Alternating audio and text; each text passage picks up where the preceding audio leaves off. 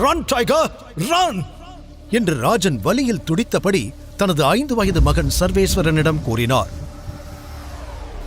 சில நிமிடங்களுக்கு முன் சென்னையில் உள்ள பெசன்ட் நகர் பீச் ரோட்டில் அதிவேகமாக சீறி பாய்ந்து சென்றது ஒரு ஃபாரின் கார். பின்னாலேயே 4-5 பெரிய கார்களில் ரவுடிகள் கையில் ஆயுதங்களோடு துரத்தி வந்தனர். அவர்களிடம் மாட்டிக்கொள்ளாமல் லாவகமாக காரை ஓட்டினாலும் திடீரென எங்கிருந்தோ வந்த புல்லட் ஒன்று ராஜனின் கையை பதம் பார்த்துவிட அதிவேகத்தோடு கடற்கரை லேம்ப் போஸ்டில் மோதி நிறுத்தினார்.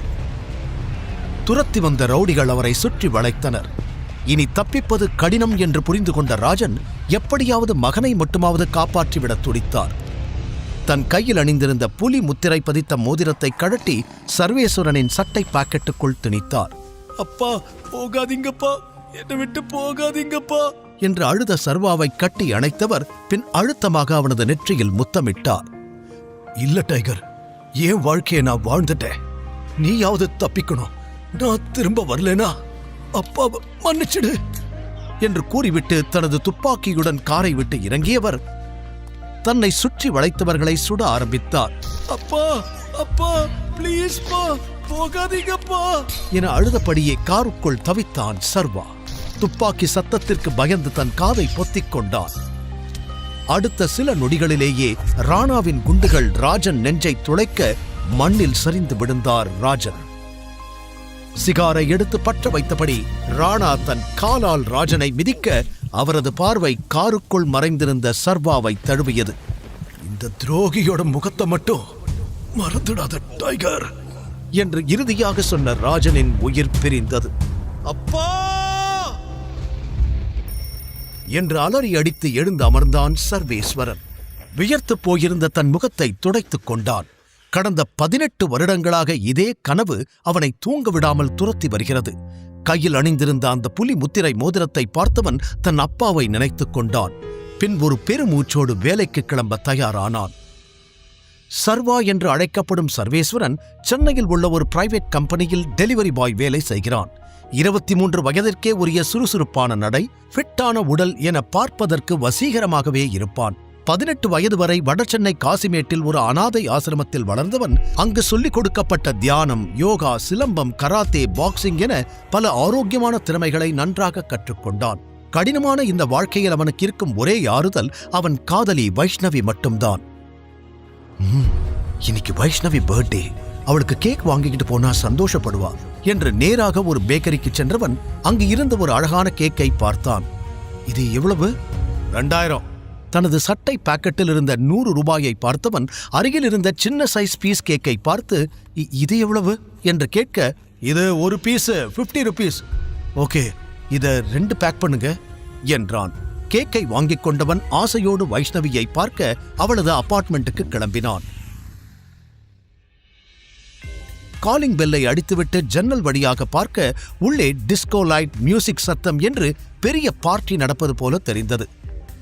சில நொடிகளில் அல்ட்ரா மாடர்ன் ஸ்டைலில் கிளாமராக டிரெஸ் அணிந்திருந்த வைஷ்ணவி கதவை திறந்தாள். அதுவரை அவளை அப்படி பார்த்திராத சர்வா காண்பது அனைத்தும் உண்மைதானா என்ற குழப்பத்தோடு வைஷ்ணவியை பார்த்தான். சர்வா டெலிவரி பாய் டிரெஸ்ஸில் இருப்பதை பார்த்ததும், யாருடே மறுபடியும் கேக் ஆர்டர் பண்ணது என்று ஒருத்தி கேட்க, ஏய் உனக்கு தெரியாதா, இவன் தாண்டி வைஷ்ணவியோட லவ்வர், ஆனா சார் ஒரு டெலிவரி பாயாவும் இருக்காரு என்று இன்னொருவள் கேலியாக சொல்லி சிரிக்க வைஷ்ணவியின் முகம் சிரித்து போனது. சர்வாவும் அவமானத்தில் குறுகி நின்றான். அப்போது பின்னாலிருந்து, ஹே வைஷு பேபி என்று ஒரு 25 வயது ஆண் குரல் கேட்க சர்வா திரும்பினான். கையில் ஒரு காஸ்ட்லி கிஃப்ட் பாக்ஸுடன் நின்று கொண்டிருந்த ஆகாஷ் சர்வாவை கண்டுகொள்ளாமல் அவனை தாண்டி சென்றான். வைஷ்ணவியின் விரல்களில் ஒரு டைமண்ட் ரிங்கை மாட்டிவிட்டு, ஹாப்பி பர்த்டே டார்லிங் என்று கட்டி அணைத்து வாழ்த்து கூறினான். அவனை தடுக்காமல் சிரித்துக்கொண்டே கட்டி அணைத்த வைஷ்ணவி, இதுக்கு மேல நடிக்க முடியாது என்று மனதிற்குள் முடிவெடுத்தாள். ஹேய் லிசன் எவ்ரிவன், இனிமே ஆகாஷ் தான் என்னுடைய பாய் ஃப்ரெண்ட், லவர் எல்லாம், இந்த டெலிவரி பாய் சர்வா இல்ல, ஓகே என்று சத்தமாக சொன்னவள் ஆகாஷை தோளோடு தோள் அணைத்துக் கொண்டாள். சர்வாவின் தலையில் இடி விழுந்தது போல பெரும் அதிர்ச்சி. வைஷு, நீ நீ என்ன பேசிக்கிட்டு இருக்க, எதுக்காக இப்படி எல்லாம் பண்ற என்ற அதிர்ச்சியுடன் அவன் கேட்க, அவளை வேற என்னடா பண்ண சொல்ற, உன்ன மாதிரி ஒரு பிச்சைக்காரன் கூட வாழ்க்கை முழுக்க இருந்து கஷ்டப்பட சொல்றியா? அதான் சொல்லிட்டா இல்ல, கிளம்பு என்று ஆகாஷ் நக்கலாய் சொன்னான். அனைவரும் சத்தமாக சிரிக்க சர்வாவின் முகம் கோபத்தில் சிவந்தது, கைகள் முறுக்கேறியது. அடுத்த நொடி அவன் விட்ட பஞ்சில் ஆகாஷின் மூக்கு உடைந்து ரத்தம் கொட்டியது. அவன் ஆ என கத்தி வலியில் துடிக்க கையில் வைத்திருந்த கேக்கை வைஷ்ணவியின் முகத்தின் மீது வீசி எறிந்தவன், சீ, நீ எல்லாம் ஒரு ஆளுன்னு உன்னை போய் சின்சியரா லவ் பண்ணேன் பாரு, என்ன சொல்லணும் என்று கூறியவன் அங்கிருந்து கிளம்பி விட்டான். வெளியே வந்தவன் நேராக வைன் ஷாப் சென்று அனைத்தையும் மறப்பதற்காக கடகடவென குடிக்க ஆரம்பித்தான். கடைசியாக ரோட்டில் தள்ளாடியபடி நடந்தவன் ஒரு நிலைக்கு மேல் அப்படியே சரிந்து ரோட்டோரமாய் மயங்கி விழுந்தான். அவன் கையில் இருந்த சரக்கு பாட்டில் உருண்டு போய் அந்த ரோட்டின் எதிர்புறம் நின்றிருந்த ஒரு விலை உயர்ந்த காரின் டயரில் மோதி நின்றது. அதற்குள் அமர்ந்து எரிச்சலோடு ஸ்மோக் செய்து கொண்டிருந்தான் தீரஜ். பணக்கார வீட்டு இளைஞனான அவன் சீப்பான சந்தோஷத்திற்காக எந்த எல்லைக்கும் செல்லக்கூடியவன். இந்த வேதிக்காவை என்ன பண்றதுன்னு புரியலையே.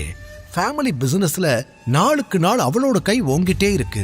கழவனும் அவளை நம்ப ஆரம்பிச்சிட்டான். என்ன பண்றது என்று தன் சிஸ்டரை பற்றி தீவிரமாக சிந்தித்துக் கொண்டிருந்தவனின் பார்வை ரோட்டோரமாய் கிடந்த சர்வாவின் மீது பட்டது. அடுத்த நொடியே ஒரு திட்டத்தை போட்டு மனதிற்குள் சிரித்தவன் தனது நண்பர்களிடம், அவனை தூக்கிடுவாங்கடா என்று சொன்னான். 2 பேர் அவனை தூக்கி தீரஜின் காருக்குள் பின்சேட்டில் போட்டனர். நேராக ஒரு ஸ்டார் ஹோட்டல் முன்பு வந்து நின்றது தீரஜின் கார். சர்வாவோடு அவனது நண்பர்கள் காரிலிருந்து இறங்க, ரூம் நம்பர் 396, இவனை அங்க போட்டுட்டு வாங்க, டேய் மறக்காம இவன் ட்ரெஸ் எல்லாம் கடட்டிடுங்க என்று சொன்ன தீரஜின் முகத்தில் வஞ்சத்தின் சாயல் அப்பட்டமாக தெரிந்தது. அவன் சொன்ன அதே அறையில்தான் மயக்கத்தில் இருந்தாள் வேதிகா. 20 வயது அழகி. வெளிர் நிற பார்ட்டி கவுனில் தேவதை போல் இருந்தவள் சுய நினைவின்றி பெட்டின் ஒரு ஓரத்தில் கிடந்தாள். அவள் அருகில் போதையில் இருந்த சர்வாவை படுக்க வைத்துவிட்டு தீரஜ் சொன்னது போல அவன் உடைகளை கழட்டிய ஆட்கள் அங்கிருந்து கிளம்பியிருந்தனர்.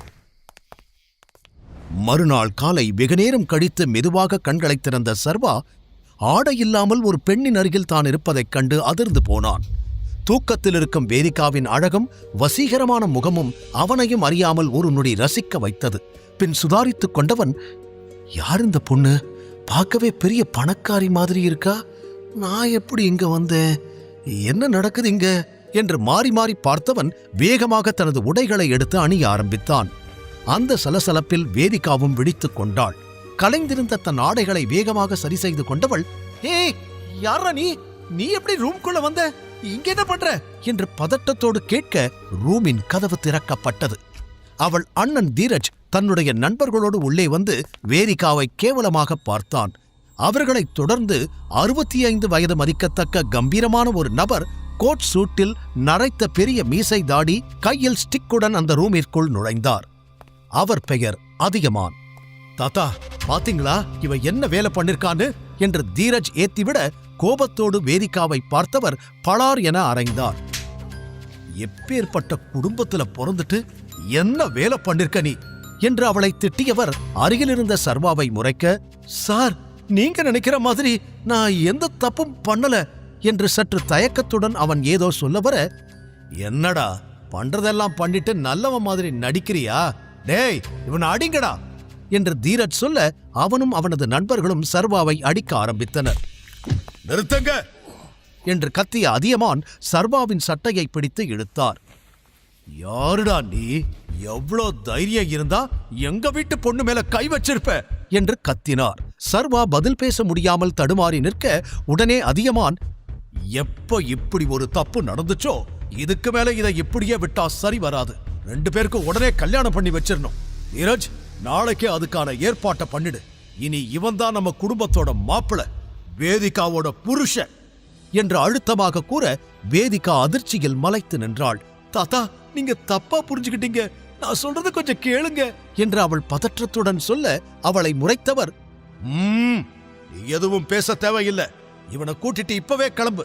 சாயங்காலம் விக்ரமனோட பார்ட்டி இருக்கு, அங்க இவன் தான் உன்னுடைய ஃபியான்சேன்னு எல்லாருக்கும் இன்ட்ரோடியூஸ் பண்ணி வைக்கணும் என்று கண்டிப்புடன் சொல்லியவர், நான் சொன்னதை மீறி ஏதாவது நடந்துச்சு அப்புறம் நீ திரும்ப வீட்டுக்குள்ளேயே வர முடியாது என்று மிரட்டிவிட்டு சென்றார்.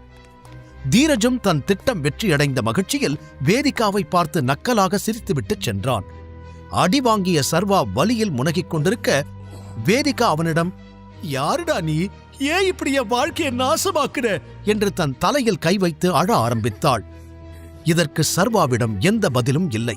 பின் கண்ணீரை துடைத்தவள், உனக்கு என் ஃபேமிலி பத்தி தெரியாது, தாத்தா சொல்லிட்டா அதை மாத்தவே முடியாது, என் தலை எழுத்து இனி உன் கூட தான் ஆயிடுச்சு, கிளம்பி தொலை என்று சர்வாவை தன் காரில் கூட்டிச் சென்று அவன் வீட்டில் இறக்கிவிட்டவள், ரெடியா இரு, ஈவினிங் 5 o'clock நான் வந்து உன்னை பிக்கப் பண்ணிக்கிறேன் என்று கூறியவள் விருட்டென கிளம்பிச் சென்று விட்டாள். அப்போதும் சுற்றி நடப்பது புரியாமல் நின்றிருந்த சர்வா, நான் எப்படி அங்க போனேன், என்னதான் நடந்துச்சு நேத்து நைட்டு என்று தலையை பிடித்துக் கொண்டான். பிறகு, என்ன இருந்தாலும் நான் அப்படி பண்ணிருக்க கூடாது, என்னால ஒரு பொண்ணு வாழ்க்கையே கெட்டு போச்சு என்று தன் மீது கோபப்பட்டு கொண்டவன் குற்ற உணர்ச்சியில் தவித்தான். சரியோ தப்போ, இனி இவ கூட தான் நம்ம லைஃப் என்று முடிவெடுத்தவன் பார்ட்டிக்கு கிளம்ப தயாரானான். சொன்னது போலவே ஈவினிங் 5 o'clock காரில் வந்து அவன் வீட்டு முன்னால் நின்றாள் வேதிகா. அவளது ஸ்கை ப்ளூ ரிச் காஸ்டியூமை பார்த்து மயங்கி போனான் சர்வா. என்ன அழகடா இந்த பொண்ணு, இவளுக்கு இனிமே நான் தான் புருஷனா? தன்னைத்தானே கிள்ளிக் கொண்டவன் தனது அப்பா கொடுத்த புலி முத்திரை கொண்ட மோதிரத்தை சுழற்றியபடி காரில் ஏற வந்தான். தயவு செஞ்சு அதை கழட்டி போடுறியா, பார்க்கவே கேவலமா இருக்கு என்று கூறினாள் வேதிகா. இல்ல, இதுதான் எனக்கு எல்லாமே, இதை கழட்ட முடியாது என்று அவன் ஸ்டபனாக கூறியதும் எரிச்சல் அடைந்தவள், கெட்டன் என்றாள். காருக்குள் நிறைந்திருந்த அவளின் காஸ்ட்லியான யூனிக் பெர்ஃப்யூம் வாசனையும் காகிள்ஸ் அணிந்தபடி அவள் கார் ஓட்டும் ஸ்டைலும் சர்வாவை ரசிக்க வைத்தது. அடுத்த 20 நிமிடங்களுக்கு இருவரும் ஒரு வார்த்தை கூட பேசிக்கொள்ளவில்லை. பார்ட்டி நடக்கும் இடத்திற்கு வந்து சேர்ந்ததும் காரை நிறுத்தியவள் அவனோடு ஒன்றாக உள்ளே சென்றாள். பார்ட்டி நடக்கும் விக்ரமனின் போட்ஸ் கிளப் வில்லா பிரம்மாண்டமாய் அலங்கரிக்கப்பட்டிருந்தது. அனைத்தையும் ஆச்சரியமாய் பார்த்தபடி உள்ளே நுழைந்தான் சர்வா. அப்போது முகத்தில் பிளாஸ்டரோடு அங்கு வந்து நின்றான் அவனின் எக்ஸ் லவ்வர் வைஷ்ணவியின் திடீர் காதலன் ஆகாஷ். சர்வாவின் சட்டையை பிடித்தவன், உனக்கு இங்கென்னடா வேலை என்று மிரட்ட சர்வா அவனை முறைத்தான். ஏய், என்ன பண்ற, இவர் என்னோட ஃபியான்சே, கையை எடு என்று அதட்டலாக சொன்னாள் வேதிகா. அதைக் கேட்டு அங்கிருந்த அனைவருமே அதிர்ச்சியாகினர். சர்வாவும் தன் புருவம் உயர்த்தி சின்ன ஆச்சரியத்துடன் வேதிகாவை பார்த்தான். வாட், உனக்கு என்ன பைத்தியம் பிடிச்சிருக்கா? இவனே ஒரு டெலிவரி பாய், இவனை போய் உன் ஃபியான்சேன்னு சொல்ற என்று அதிர்ச்சியுடன் கேட்டான் ஆகாஷ்.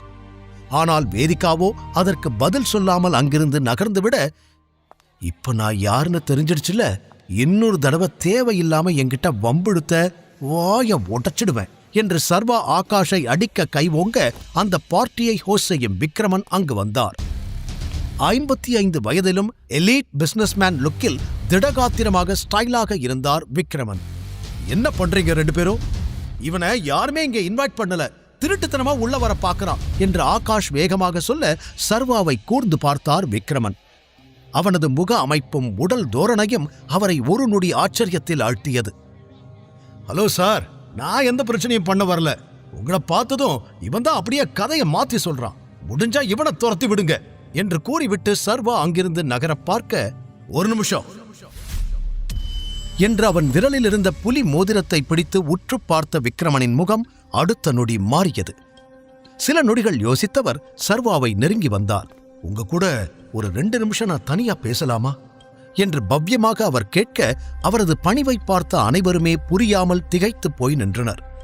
என்கிட்ட பேசணுமா என்று சர்வாவும் சந்தேகமாக கேட்க, ஆமா, என் கூட கொஞ்சம் வாங்க என்று தனியாக அவரது பிரைவேட் ரூமிற்கு அழைத்துச் சென்றார். உங்க மோதிரத்தை நான் பார்க்கலாமா என்று மோதிரத்தை கையில் வாங்கி அதிலிருந்த புலி முத்திரையும் அதற்கு நடுவில் எழுதியிருந்த டி என்ற எழுத்தையும் பார்த்தவர் மீண்டும் அதிர்ந்து, டைகர் என்று மெல்லிய குரலில் கூறினார். சர்வா அந்த வார்த்தையை கேட்டதும் அவரை சட்டென்று நிமிர்ந்து பார்த்தான். இந்த பேரு என் அப்பாவுக்கு மட்டும்தான் தெரியும், உங்களுக்கு எப்படி என்று சர்வா புரியாமல் கேட்க, கண்கள் கலங்க அவனை பார்த்தவர், 18 வருஷமா உன்னைத்தான் தேடிக்கிட்டு இருக்கேன் டைகர், நீ எங்க ராஜனோட பையன்தானே என்று அவர் கேட்க, சர்வா ஆமா என்று தலையாட்டினான். எமோஷனலாக அவனை கட்டி அணைத்துக் கொண்டவர் வேகமாக ஒரு ஸ்கிரீனை விலக்கினார். ஒரு பெரிய சைஸ் பழைய போட்டோ சுவற்றில் பதிந்திருந்தது. அதில் சர்வாவின் அப்பா ராஜன், விக்ரமன் மற்றும் ராணா மூவரும் இளம் வயதில் நண்பர்களாக சிரித்தபடி நின்று கொண்டிருந்தனர். அதில் தன் அப்பாவை கொன்ற ராணாவின் முகத்தை பார்த்ததும் சர்வா அதிர்ச்சி அடைந்தான். இந்த துரோகியோட முகத்தை மட்டும் மறந்துடாத டைகர் என்று அவன் அப்பாவின் இறுதி வார்த்தைகள் அவன் காதுகளில் மீண்டும் ஒலிக்க கோபத்தில் அவன் முகம் சிவந்தது. தன் உணர்ச்சிகளை கட்டுப்படுத்திக் கொண்டான். என் பேரு விக்ரமன், உன் அப்பாவோட உயிர் நண்பன். உன் அப்பா, நான், ராணா, நாங்க 3 பேரும் சேர்ந்துதான் இந்த H&T பிசினஸ் சாம்ராஜ்யத்தை உருவாக்கணும். ஆனா இதோட வெற்றியில பெரிய பங்கு உங்க அப்பாவோடதுதான். இதுக்கு நீதான் ஒரே வாரிசு டைகர் என்று அவர் கூற இன்னும் அதிர்ச்சியில் உறைந்தான் சர்வா. வெளியே இருந்து பார்க்கிறப்போ இது ஒரு நார்மலான பிசினஸ் கம்பெனியா தான் தெரியும். ஆனா அண்டர்வேர்ல்ட்ல இதுக்கு இன்னொரு முகம் இருக்கு.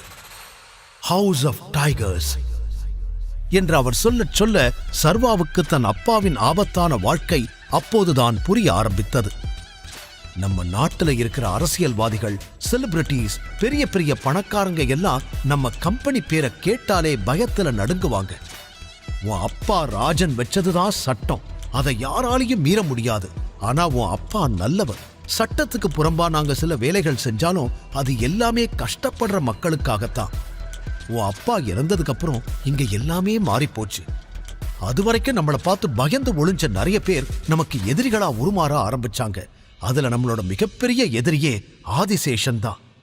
அவனும் பல வருஷமா உன்னை தேடி கண்டுபிடிச்சு எப்படியாவது கொலை பண்ணணும்னு தான் வெயிட் பண்ணிக்கிட்டு இருக்கான். உன் அப்பா பண்ண புண்ணியத்துல இத்தனை வருஷமா நீ அவங்கிட்ட இருந்து தப்பிச்சிட்ட என்று விக்ரமன் ஒரே மூச்சில் பிளாஷ்பேக்கை சொல்ல சர்வா நிதானமாக கேட்டுக்கொண்டிருந்தான். இப்போ ராணாவோட மகன் சூர்யா தான் நம்ம பிசினஸ மொத்தமா பார்த்துக்கிட்டு இருக்கான். ஆனா நீ திரும்பி வந்துட்டதால இன்னையிலிருந்து நீ தான் இங்க எல்லாமே. இந்த கம்பெனியோட மொத்த கண்ட்ரோல் உன் கைக்கு சீக்கிரமே வந்துடும். இந்த நாளுக்காகத்தான் நான் இவ்வளவு நாள் வெயிட் பண்ணிக்கிட்டு இருந்தேன். உன் அப்பா கூட வேலை பார்த்த மாதிரியே இனி உன் கூட வேலை பார்க்க போறது எனக்கு ரொம்ப சந்தோஷமா இருக்கு. Yes, the tiger has returned என்று உணர்ச்சி வேகத்தில் விக்ரமன் அவனை கட்டி அணைத்துக் கொள்ள சர்வாவின் உலகம் ஒரே நாளில் தலைகீழாய் மாறி இருந்தது. போட்டோவில் சிரித்தபடி இருந்த தன் அப்பாவையே பார்த்தபடி கண் கலங்கி நின்றான். தன் நிலையை எண்ணி பார்த்தான். நேற்று வரை அவன் பாக்கெட்டில் 100 ரூபாய்தான் அதிகபட்சமாகவே இருந்தது. ஆனால் இன்று அவன் பல 1000 கோடி மதிப்புள்ள கம்பெனியின் ஓனர். சர்வா தன் அப்பாவின் மரணத்திற்கு காரணமான ராணாவை எப்படி பழிவாங்கப் போகிறான்? ஒரு சாதாரண டெலிவரி பாய் எப்படி டைகராக இந்த பெரிய பிசினஸ் சாம்ராஜ்யத்தை கண்ட்ரோல் செய்ய போகிறான்? வேதிகாவுடனான திருமண வாழ்க்கை எப்படி அமையப் போகிறது? இனி டைகர் வாழ்க்கையில் நடக்கப் போவது என்ன? தெரிந்து கொள்ள தொடர்ந்து கேளுங்கள். Tiger returns only on Pocket FM. Link டிஸ்கிரிப்ஷனில் கொடுக்கப்பட்டுள்ளது.